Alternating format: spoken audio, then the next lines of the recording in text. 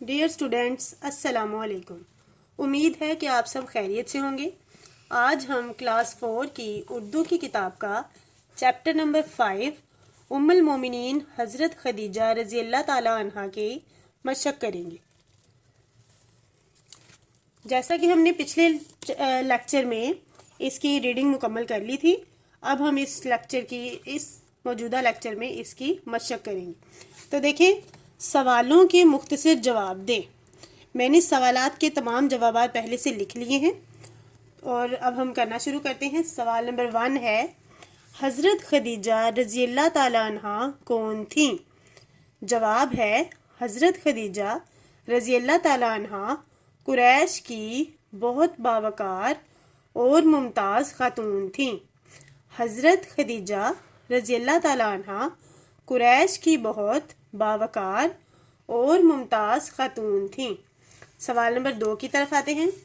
حضرت خدیجہ رضی اللہ تعالی عنہا کو کس لقب سے پکارا جاتا تھا؟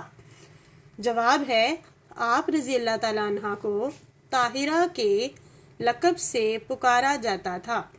دوبارہ پڑھتے ہیں، آپ رضی اللہ تعالی عنہا کو طاہرہ کے لقب سے پکارا جاتا تھا۔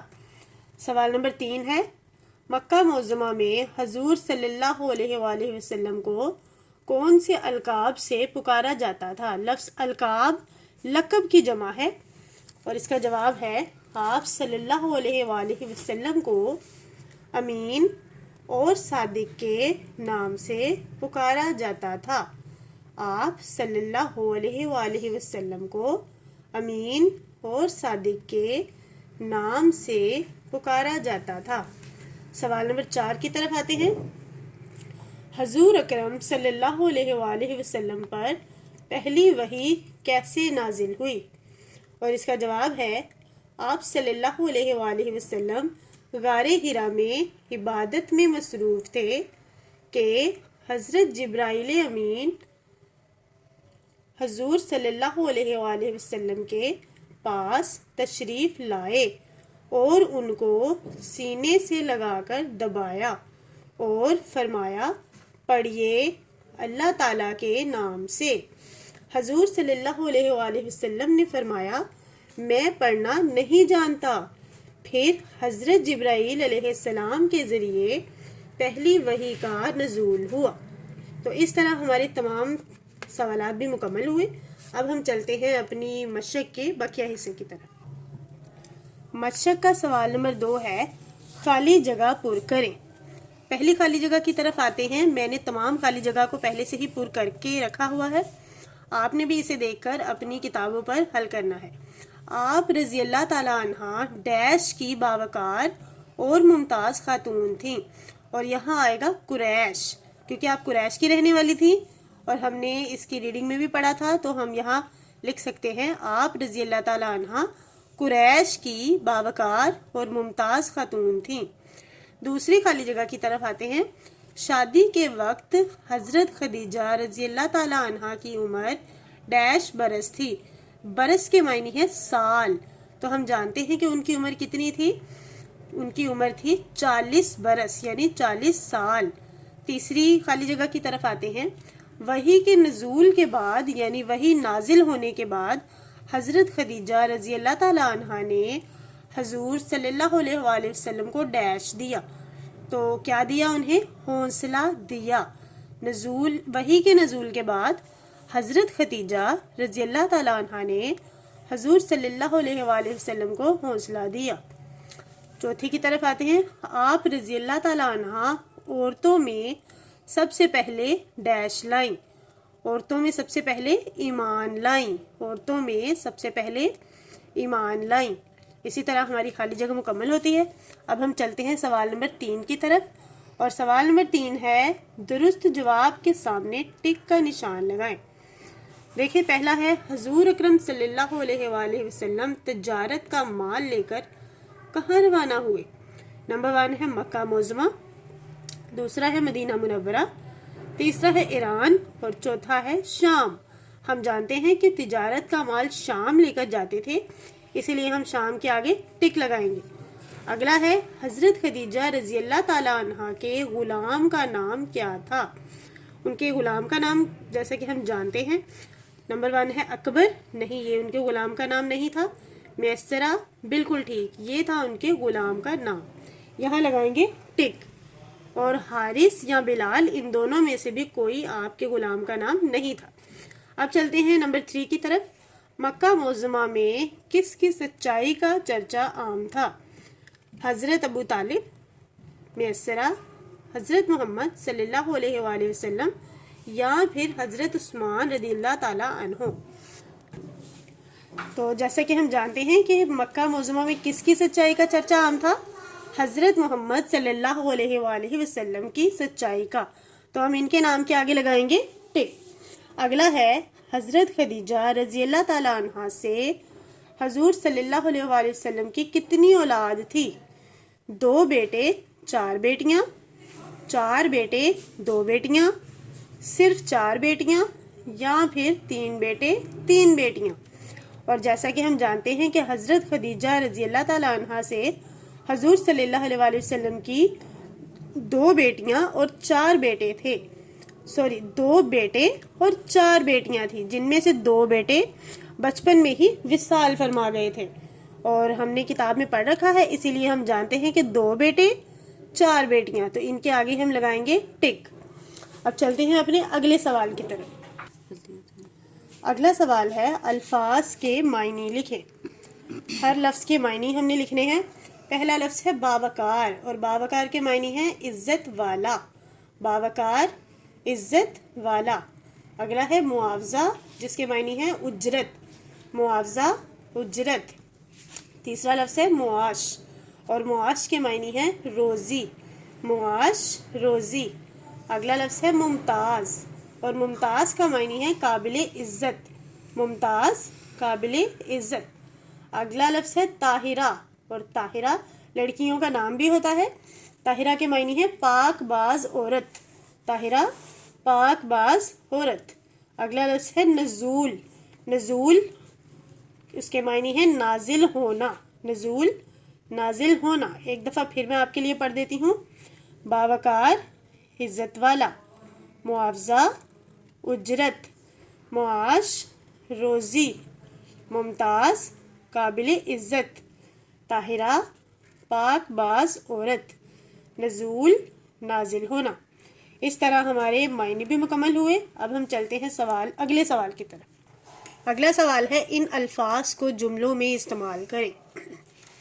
اب ہم لکھتے ہیں، ہر لفظ کا ایک جملہ بنائیں گے، اور آپ اپنی مرضی سے کوئی بھی آسان جملہ بھی بنا سکتے ہیں۔ میں نے بھی کوشش کی ہے کہ آپ کے لیے آسان سے آسان جملے بناؤں۔ پہلا جملہ ہے، لفظ دیکھیں اخلاق، اور اخلاق کا جملہ میں نے بنایا ہے ہمارے نبی پاک صلی اللہ علیہ وآلہ وسلم کا اخلاق بہت اچھا تھا۔ پہلا جملہ مکمل ہوا۔ دوسرے کی طرف آتے ہیں، پیغام، پیغام کا جملہ میں نے بنایا ہے میں نے علی کو پیغام دیا۔ اچھا، لفظ نمبر 3 ہے دیانت، اور دیانت کا جملہ میں نے بنایا ہے حضرت خدیجہ رضی اللہ تعالیٰ عنہ دیانت دار خاتون تھیں۔ جملہ چوتھے لفظ کا بنائیں گے متاثر، اور متاثر کا جملہ ہے استاد صاحب طالب علم کی تقریر سے متاثر ہوئے۔ دوبارہ ایک بار پڑھ دیتی ہوں۔ اخلاق، ہمارے نبی پاک صلی اللہ علیہ وآلہ وسلم کا اخلاق بہت اچھا تھا۔ پیغام، میں نے علی کو پیغام دیا۔ دیانت، حضرت خدیجہ دیانت دار خاتون تھیں۔ متاثر، استاد طالب علم کی تقریر سے متاثر ہوئے۔ اگلے سوال کی طرف چلتے ہیں، اور اگلا سوال ہے درج ذیل الفاظ کے متضاد الفاظ لکھیں۔ جیسا کہ میں آپ کو پہلے بھی کئی دفعہ بتا چکی ہوں کہ متضاد کا معنی ہے الٹ، اور ہم ہر لفظ کا الٹ لکھیں گے، یعنی اس کا متضاد لکھیں گے۔ تو سب سے پہلا لفظ ہے سچا، اور سچا کا الٹ ہوگا جھوٹا۔ اگلا لفظ ظلم، اس کا الٹ ہے رحم، ظلم رحم۔ منافع، نقصان، منافع کا معنی ہوتا ہے فائدہ، اور فائدے کا الٹ کیا ہوگا؟ نقصان۔ اسی طرح مصروف، اس کا متضاد ہے فارغ، مصروف فارغ۔ اگلا لفظ ہے غریب، اور غریب کا متضاد ہوگا امیر، غریب امیر. اگلا لفظ ہے بھلائی, اور بھلائی کا متضاد ہوگا برائی. بھلائی برائی. ایک دفعہ پڑھتے ہیں. سچا جھوٹا, ظلم رحم, منافع نقصان, مصروف فارغ, غریب امیر, بھلائی برائی. شاباش. اب ہم چلتے ہیں اپنے سوال نمبر 7 کی جانب. دیکھیں سوال نمبر 7 ہے درج ذیل الفاظ کے مترادف الفاظ لکھیں. پچھلے سوال میں ہم نے متضاد لکھے تھے, اور متضاد کے معنی ہوتا ہے الٹ, لیکن مترادف کے معنی بالکل اس کے برعکس جواب نہیں ہے, بلکہ ہم نے لکھنا ہے بالکل اس کے ہم معنی الفاظ. مترادف کا معنی ہے ہم معنی الفاظ. اب دیکھتے ہیں. لفظ ہے ہمراہ, اور ہمراہ کا ہم معنی الفاظ ہے ساتھ. ہمراہ ساتھ. مقصد عزم, مقصد عزم. انتقال وفات, انتقال وفات. آپ یہاں انتقال کے ساتھ وصال بھی لکھ سکتے تھے, رحلت بھی لکھ سکتے تھے, لیکن میں نے اس کا لکھا ہے وفات.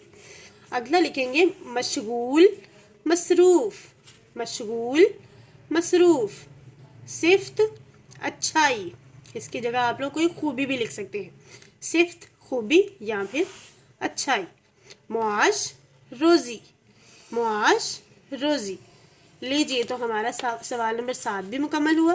اب چلتے ہیں مشق کے آخری سوال کی طرف, جو کہ ہے سوال نمبر 8. اور سوال نمبر 8 میں دیا گیا ہے ترتیب دے کر جملے درست کریں. جیسے کہ ہم جانتے ہیں کہ جملہ کسے کہتے ہیں, جس سے بات کا پورا مطلب سمجھ میں آ جائے, اور ہم اس کے جملے کو ترتیب دے کر درست کر کے لکھیں گے تاکہ بات پوری سمجھ میں آ جائے. نمبر 1 میں دیکھیں لکھا ہے تھیں باوقار خاتون مکہ کی حضرت خدیجہ رضی اللہ تعالی عنہا. تو یہ تو ہمیں جملہ درست معلوم نہیں ہو رہا کیونکہ ان کی ترتیب غلط ہے. اب ہم اس کی ترتیب دے کے درست کریں گے. حضرت خدیجہ رضی اللہ تعالی عنہا مکہ کی باوقار خاتون تھیں. نمبر 2 مشورہ اپنے چچا کیا نے سے حضور صلی اللہ علیہ وآلہ وسلم. تو اس کی سمجھ بالکل نہیں آئی. اس کو جب درست کر کے لکھیں گے تو یہ جملہ بنے گا, اور جملے کی سمجھ آئے گی کہ آخر جملے میں کہا گیا کیا ہے.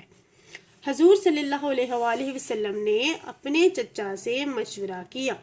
بنا نا بالکل درست جملہ. اب کرتے ہیں نمبر 3 کی جانب اپنا رخ.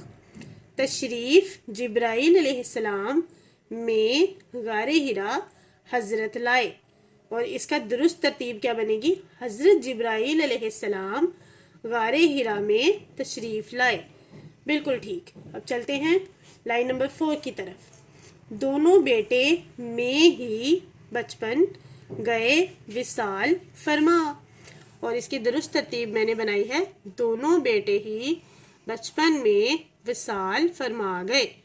دونوں بیٹے ہی بچپن میں وصال فرما گئے. جی تو اس طرح مکمل ہوئی ہماری ساری ایکسرسائز. مجھے امید ہے کہ آپ کو سب چیزیں اچھے سے سمجھ آ گئی ہوں گی.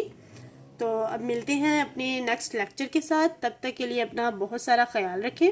اللہ حافظ.